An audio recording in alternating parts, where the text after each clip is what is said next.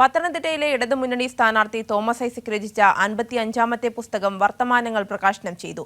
തിരുവല്ലയിൽ നടന്ന ചടങ്ങിൽ ബിഷപ്പ് ഗീവർഗീസ് മാർ കൂറിലോസാണ് പുസ്തകത്തിന്റെ പ്രകാശന കർമ്മം നിർവഹിച്ചത്.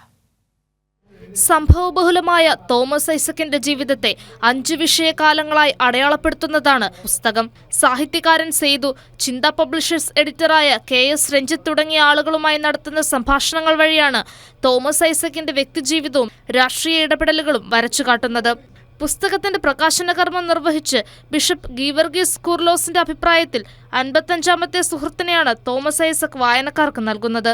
അങ്ങനെ ഇതിനകം തന്നെ 55 നല്ല സുഹൃത്തുക്കളെ പുസ്തകത്തിന്റെ രൂപത്തിൽ നമുക്ക് സമ്മാനിച്ച ഒരു ഭീഷണാശാലിയാണ് തോമസ് ഐസക് സാർ. ഏർപ്പെടുന്ന രംഗങ്ങളിലെല്ലാം അത് അധ്യാപനമായാലും രാഷ്ട്രീയ പ്രവർത്തനമായാലും സാമൂഹിക പ്രവർത്തനമായാലും എഴുത്തായാലും വായനയായാലും അവിടെയെല്ലാം തൻ്റെ വ്യക്തിമുദ്ര പതിപ്പിച്ചിട്ടുള്ള ഒരു വ്യക്തിത്വമാണ് തോമസ് ഐസക് സാറിൻ്റേത് എന്ന് പറയുവാനായിട്ട് സാധിക്കും.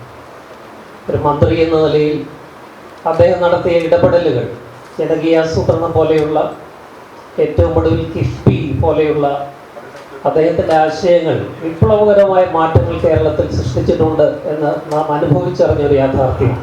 ആത്മകഥാപരമായ രേഖയായി പുസ്തകം മാറുന്നുവെന്ന് തോമസ് ഐസക്. ഡോക്ടർ KN ഹരിലാൽ ആദ്യപ്രതി ഏറ്റുവാങ്ങി.